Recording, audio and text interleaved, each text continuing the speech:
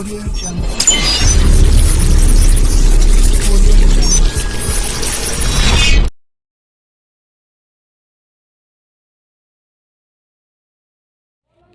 अस्सलाम वालेकुम व्यूअर, मैं हूं डॉक्टर बिलाल अहमद राना और आप लोग देख रहे हैं हैंडसम माइंड टीवी चैनल। मुझे उम्मीद है मेरे तमाम व्यूअर खैर व आफियत से होंगे और आज हम बात करेंगे डर, खौफ। इंसान में डर या खौफ क्यों आता है, क्या वजूहात हैं, कैसे इससे छुटकारा मुमकिन है।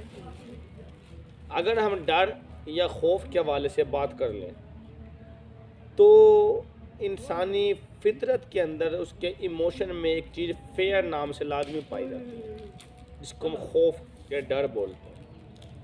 अब खौफ या डर किस चीज़ का हो सकता है? मुख्तलिफ़ चीज़ों का, और हर इंसान के अंदर डर लाजमी छुपा हुआ है। शायद दुनिया में कोई इक्का दुक्का इंसान बच जाए जिसके अंदर डर मौजूद ना हो, वरना डर या फिर खौफ हर इंसान के अंदर मौजूद होता है। अब खौफ का मौजूद होना यानी कि हर इंसान के मुख्तलिफ लेवल है, मुख्तलिफ कैटेगरी है।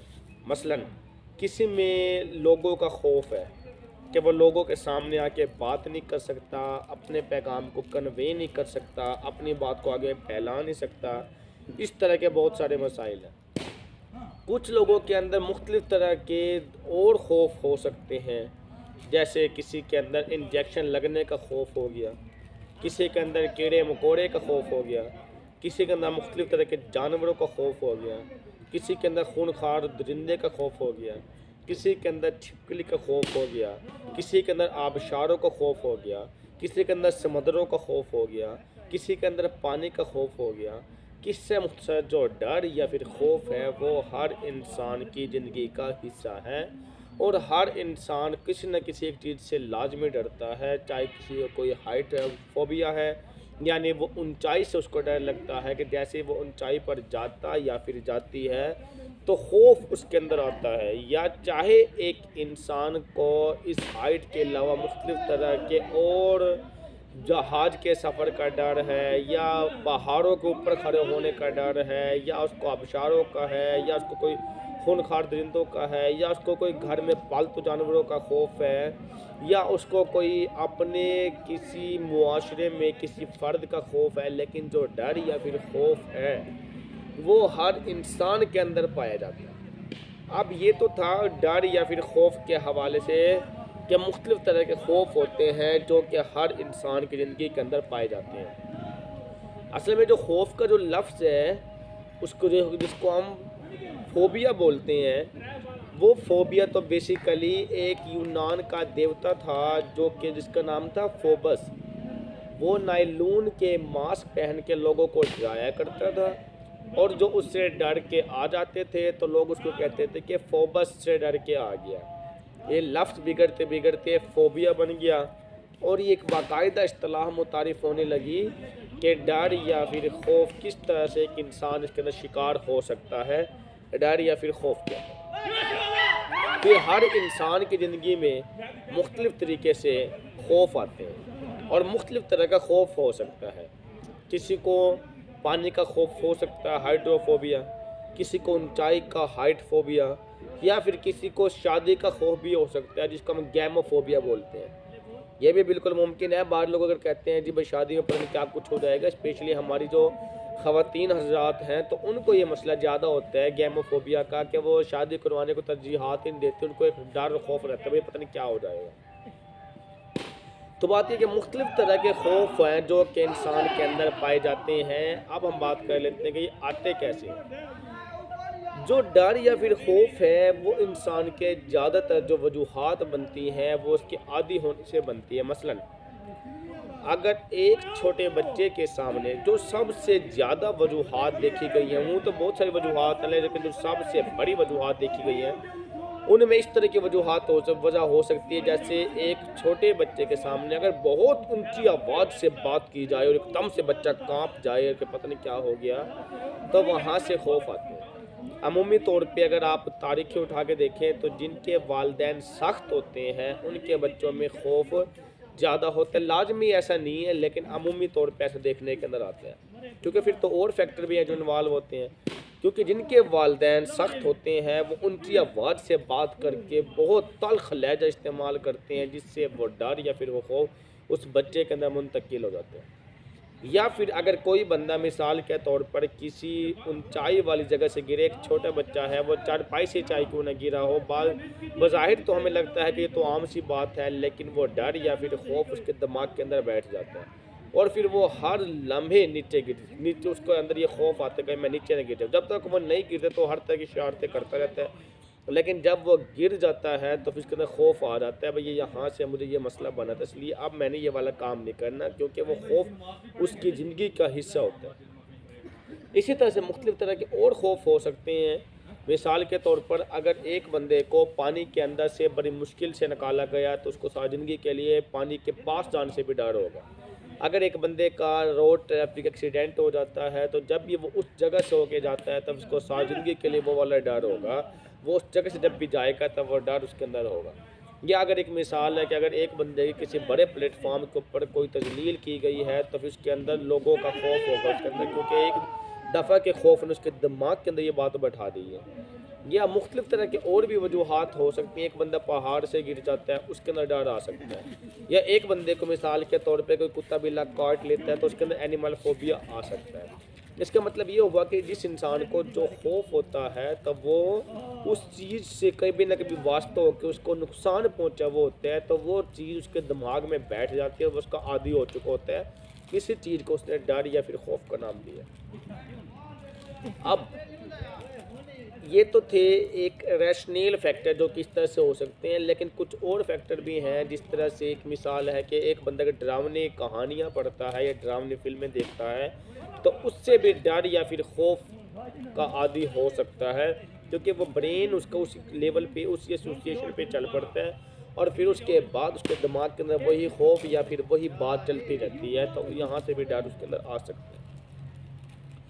अब ये तो हो गए डर आने की वजूहात। स्पेशली जो छोटा बच्चा होता है तो याद रखें, छोटे बच्चे के सामने कभी आप ऊंची आवाज़ से बात भी नहीं कर सकते। 6 महीने तक के बच्चे के सामने तो आप ऊंचा बोल भी नहीं सकते, नहीं तो उसके अंदर खौफ मुसल्लत हो जाएगा, फिर वो कभी खुद निकलने का नाम नहीं लेगा। और वो जो खौफ होगा वो कभी उस डर और खौफ की वजह से वो दूसरे लोगों के सामने खुल के बात नहीं कर सकेगा, जब तक कि उसको बहुत बड़े लेवल पे सोशल स्किल्स ट्रेनिंग ना दे दी जाए। अलबत्ता जिसके अंदर खौफ आ गया इस तरह से और किसी बड़े प्लेटफॉर्म पे उसका वास्ता पड़ गया सोशल स्किल्स ऑटोमेटिकली, तब उसके वजह से खौफ निकल भी जाते हैं। लेकिन इस वजह से खौफ बच्चे के अंदर आता है और फिर बार दफ़ा नहीं भी निकलते तो वो मसाइल बना रहता है उसके लिए। अब हम बात कर लेते हैं कि खौफ को निकालने के लिए क्या तरीक़ाकार है। इसके लिए अमूमी तौर पे हम बंदे का जिस चीज़ का खौफ होता है उस चीज़ से उसका सामना कराते हैं, जिसको हम फ्लडिंग कहते हैं, जो कि फ्लडिंग एक बिहेवियर थेरेपी की टेक्निक है। और भी बहुत सारी टेक्निकें लगाते हैं बिहेवियर के हवाले से, लेकिन सबसे ज़्यादा बिहेवियर लगाया जाता है, बिहेवियर थेरेपी लगाई जाती है, उसके मुख्तलिफ तरह की टेक्निकें लगाई जाती हैं। अब फ्लडिंग क्या है कि उसको उस हकीकी दुनिया के अंदर ले जाया जाता है, उसका खौफ ख़त्म किया जाता है। मिसाल के तौर पर अगर एक बंदे को हाइट फोबिया है तो पौड़ियों से उसको ऊपर स्टेयर से उसको ऊपर लेकर जाया जाएगा और उसके बाद उसको चेक किया जाएगा कि कितना खौफ उसका किस लेवल पे कितने मिकदार के अंदर आता है। फिर वो आहिस्ता एक सिस्टमेटिकल तरीके से कंट्रोल किया जाएगा।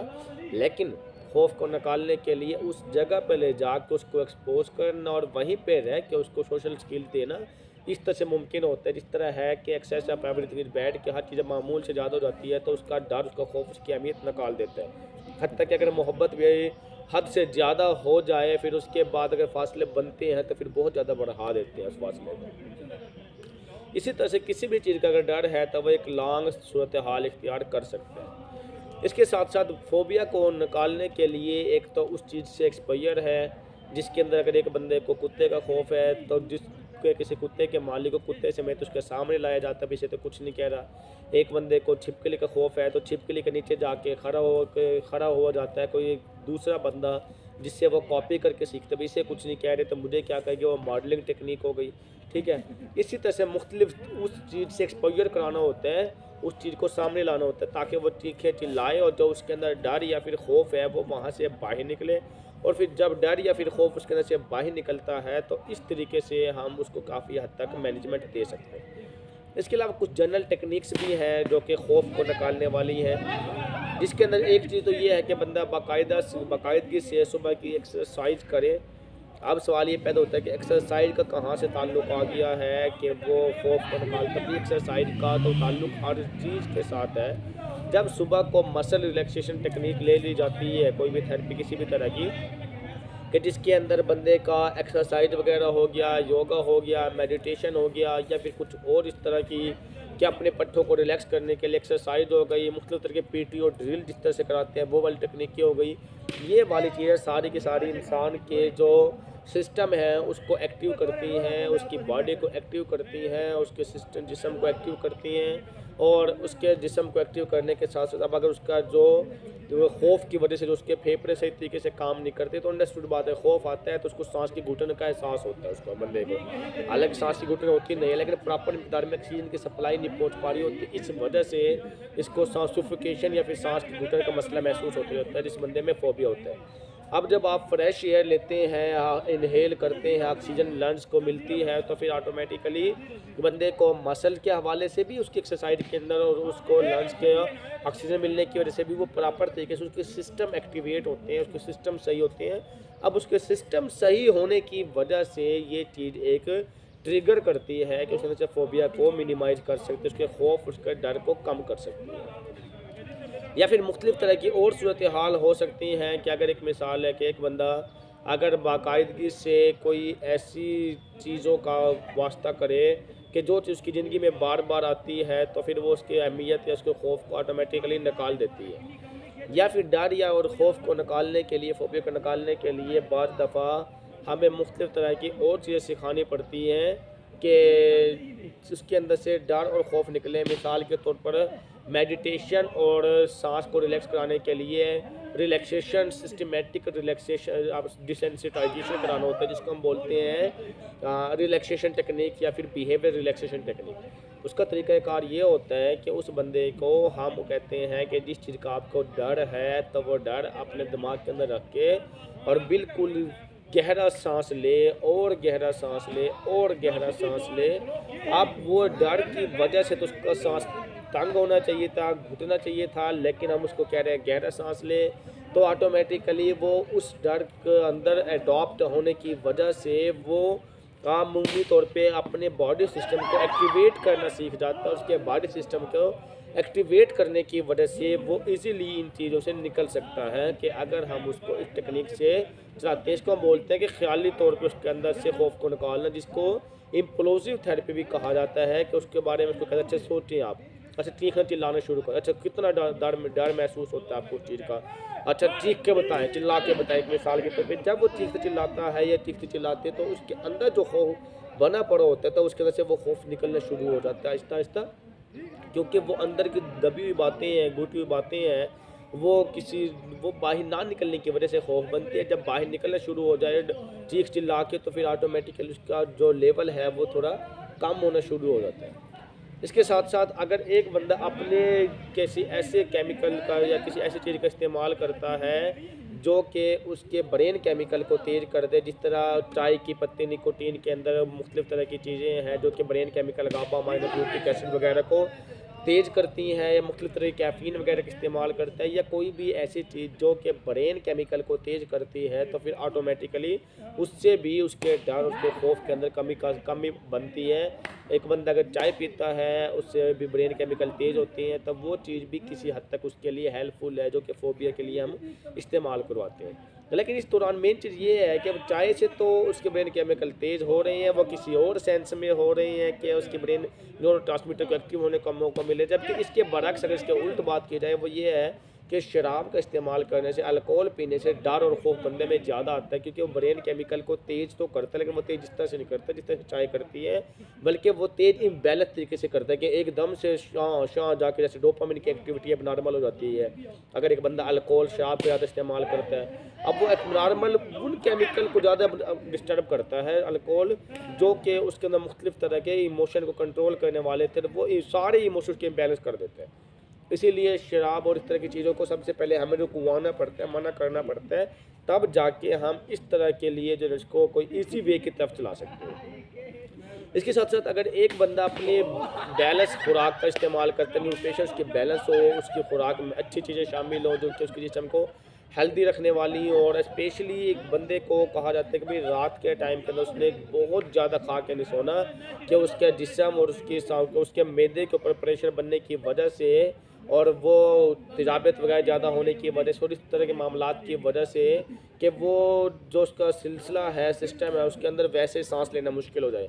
अब जब सांस लेना मुश्किल हो जाता है तो फिर ऑटोमेटिकली डर और खौफ ज़्यादा आते हैं। इसलिए जिन बंदों को फोबिया या फिर डर और खौफ होता है तो वह अमूमी तौर पर रात को उठ जाते हैं, रात को चीखे मार के उठते हैं, रात को एकदम से परेशानी की हालत में उठते हैं, या अंधेरे से को देख के एकदम से डर जाते हैं। तो वो इस तरह की कैफियत होती है कि जिसके अंदर रात को जो खाना खाया जाता है तब वो इस तरह का हो कि एक तो लाइट मिकदार के अंदर लाइट खाना हो, दूसरा थोड़ी मिकदार के अंदर हो, तीसरा एंड टाइम खाया हुआ हो एंड सोने के टाइम ना खाया हुआ हो। ठीक है, ये सारी की सारी चीज़ें हैं ताकि उसके जो बॉडी के सिस्टम है उसको बैलेंस करे और इस तरह से उसको ईजी करे। एंड ये किस्म मुख्तसर के डर और खौफ की हालत में ना बंदे को सांस का मसला बनता ही बनता है। उसको ऐसा महसूस होता है कि उसका सांस रुक रहा है, हालांकि उसका सांस रुक नहीं रहा होता, लेकिन उसके साथ ये कैफियत ऐसी बनती है जिसकी वजह से फिर उसको सांस को एक्टिव कराने की टेक्निक दे के उसके कॉन्फिडेंस को बहाल कराया जाता है। उसका कॉन्फिडेंस बहाल होता है तो उसको लगता है मैं ठीक होता जा रहा हूँ, तो ये ठीक होती जा रही हूँ, और फिर हर वो तरीक़ों टेक्निक लगाते हैं कि जिसके जरिए से उसका सांस लंबा हो सके। मतलब सुबह के वक्त ग्रीनरी के अंदर बैठ के ऐसा बंदा जिसके अंदर फोबिया है, अगर वो बंदा सुबह के वक्त ग्रीनरी के अंदर बैठ के गहरे गहरे सांस ले, फुल गहरे सांस ले, उससे भी काफ़ी हद तक बेहतरी आती है। या वो अगर एक मिसाल के तौर पे ब्रेन की बारीक कैपिलरीज को अगर सही तरीके से ऑक्सीजन मिला खून मिले तब भी ऐसा मुमकिन है। और ऑक्सीजन मिला खून कैसे मुमकिन है मिलना, कि जब हम उस बंदे का सर ज़मीन के साथ लगाएं और उसकी टांगें ऊपर हो, या तो ये टेक्निक लगाते हैं, या हम दो बंदे नमाज़ पढ़ते हैं तो उनके ऊपर डर कम रहता है वैसे ही, क्योंकि उसके ब्रेन को प्रॉपर तरीके से ऑक्सीजन मिला खून पहुंच रहा होता है, उसके अंदर ऑक्सीजन कमी ना आने की वजह से उसको सांस का मसला नहीं बनता, और उसका सांस का मसला ना होने की वजह से उसके अंदर जो है ना काफ़ी हद तक ये फोबिया और ये चीज़ें कम हो जाती हैं। उसके बाद जो आखिरी बात बता के हम बात ख़त्म करेंगे वो ये है कि हमेशा जो दीन से कुर्बत रखता है उसमें कभी डर नहीं होता, उसमें कभी खौफ नहीं, उसमें सिर्फ एक ही खौफ होता है, वो अल्लाह का खौफ है। दुनियावी मौजूदात के ऊपर उसको यकीन ही नहीं होता है, इसलिए उसका खौफ भी नहीं होता। इंसान को डर और खौफ असल में आता है उसके छीन जाने के ख़तरात की वजह से। एक बंदे को अपनी औलाद का डर है कहीं छीन ना जाए, एक बंदे को दौलत का डर है कहीं छीन ना जाए, एक बंदे को दोस्तों का डर है कहीं छीन ना जाए, एक बंदे को पैसे का डर है कहीं छीन ना जाए, एक बंदे को इख्तियारात का डर है कहीं छीन ना जाए। अब जिसके अंदर छीन जाने का डर का होगा कैफियत, तो उसमें खौफ हमेशा ज़्यादा मिलेगा। आप जॉब की मिसाल उठा के देख लें, जो लोग नौकरियां कर रहे हैं मुस्लिम महकमों के अंदर, तो वो बंदे कभी भी अच्छी नौकरी नहीं कर सकते जिसके अंदर उसके छीन जाने का खौफ होता है कि हाँ ये मेरे पास से चली गई। तो वो बंदे ना काफ़ी ज़्यादा अपने आप को बेहतर तौर पर बना के रखने की कोशिश करते हैं अपने अफिसान के दरमियान के अंदर, ठीक है। और अमूमी तौर पे ऐसे लोगों को प्रेशर दिया जाता है क्योंकि वो भाप लेते हैं उनके अफिसान अमूमी तौर पे, भाई इस बंदे में पहले ही खौफ है, इसके पास कोई दूसरा हल नहीं है, उसका नाजायज़ फ़ायदा उठाते हुए ज़्यादातर जो है ना उसको वहीं पे दबाया जाता है और ज़्यादा खींचा जाता है, और वो और ज़्यादा दबने की वजह से वो फिर पूरा का पूरा गुलाम होके रहते हैं, गुलाम बन के रहते हैं। तो वो इस वजह से भी खौफ वगैरह जो है ना उसके अंदर ज़्यादा आता है। लेकिन अब अगर एक बंदे का ईमान, उसके दौलत, उसके इख्तियार, उसके पैसे, उसके ताकत किसी चीज़ पे हो ही ना, ठीक है, तो उसमें डर भी नहीं मिलता, उसमें खौफ भी नहीं मिलता, उसके अंदर छीन जाने खतरा ही नहीं होता। ये कैसे मुमकिन है कि इन चीज़ों का खौफ निकल जाए? वो मुमकिन है कि अगर एक बंदा पुख्ता ईमान रखने वाला, पुख्ता ईमान से मुराद ये है भाई हर चीज़ को अल्लाह का माल समझे, उसके छीनने का खौफ ना करे और महसूस करे भाई दौलत भी वापस चली जाएगी, डर किस चीज़ का, जब वापस चली जानी, आज चली जाए या मौत पे चली जाए, वापस तो जानी जानी है। उसके इख्तियार, उसकी ताकत, उसका पैसा, उसकी औलाद, जो कुछ है वो जानी जानी है, जब वो जाने का है, उसका अंदर मेंटली तो प्रिपेयर होता है, तो उसके छीन जाने खतरा नहीं होता, इसलिए वापस जाने के लिए बनी है। तो जब खुदा का मर्जी जब चाहेगा वापस ले लेगा। जब ये वाली सोच उसके अंदर आती है कि ये मुझे कि दुनिया किसी चीज़ के होने ना होने से फ़र्क नहीं पड़ता, अल्लाह की ज़ात निज़ाम को चला रही है, अल्लाह की ज़ात निज़ाम को चला सकती है और अल्लाह की ज़ात ही निज़ाम को चलाने वाली है, ठीक है। तो उसके अंदर से फिर उसका ईमान पुख्त होना शुरू हो जाता है, और फिर जब ईमान पुख्त होने शुरू हो जाते हैं तो उसके अंदर से छीन जाने का डर ख़त्म हो जाता है। और जब दुनिया के मौजूदात के छीन जाने का डर ख़त्म हो जाता है तो फिर ऑटोमेटिकली सबसे बड़ी थेरेपी इस्लामिक थेरेपी, इससे बड़ी थेरेपी मैं तो किसी थेरेपी को नहीं मानता। बाकी तो हमारे सोसाइटी के तकाजे हैं जो कि हमने करके दिखाने होते हैं, मुख्तलिफ सोशल स्किल जो कि हमने करके दिखाने होती हैं, लेकिन सबसे बड़ी इस्लामिक थेरेपी है। और अपने ईमान को इम्प्रूव करने के लिए एक तरीक़ाकार ये भी है कि आप अल्लाह की ताकत के अल्फाज बोलें। आप जिसके सामने बैठे उसको कह दीजिए अल्लाह कर रहे हैं, मेरे ताकत से मेरे इख्तियार से कुछ नहीं हो रहा। आप जहाँ पे बैठे हो बार बार ये फ़िक्रा कहें कि अल्लाह से होता है, अल्लाह से होता है, अल्लाह से होता है। आप जितनी ज़्यादा ये फ़िक्रे को इस्तेमाल करते हैं ना, अल्लाह से होता है, एक लाशऊरी तौर पे ना आपका ईमान का लेवल बढ़ना शुरू हो जाता है। आपको नहीं समझ आ रही होती, लेकिन आपका ईमान बनना शुरू हो जाता है और आपका ईमान एक अच्छे लेवल पे चला जाता है। फिर आपको दुनिया की हर चीज़ का खौफ निकल जाता है आपके अंदर से। अगर आप सही मायनों के अंदर खौफ को निकालना चाहते हैं तो सबसे पहली चीज़ तो आपको अपने ईमान को पुख्ता करना पड़ेगा। फिर इन बातों पे अमल करें जो बातें हमने आज की वीडियो के अंदर आपको बताई हैं। मुझे उम्मीद है ये सारी बातें देख के, समझ के, सीख के आपकी ज़िंदगी के अंदर बहुत सारी तब्दीलियाँ आएंगी। और जब ज़िंदगी के अंदर बहुत सारी तब्दीलियाँ आएंगी तो इंशाल्लाह आप हमें दुआएँ देंगे और ये वीडियो को आप अपनी ज़िंदगी के लिए फ़ायदे के लिए इस्तेमाल कर सकेंगे। और ये वीडियो अगर आपको अच्छी लगी हो, पसंद आई हो, तो आप लोग अपने दोस्तों के साथ शेयर करना मत भूलिएगा। हमारे चैनल को सब्सक्राइब करें और बेल आइकन को दबाएं ताकि बर वक्त आप लोगों तक हमारी तमाम वीडियो मौसूल होती रहे। इसके साथ ही इजाज़त दीजिएगा। अल्लाह हाफ़िज़।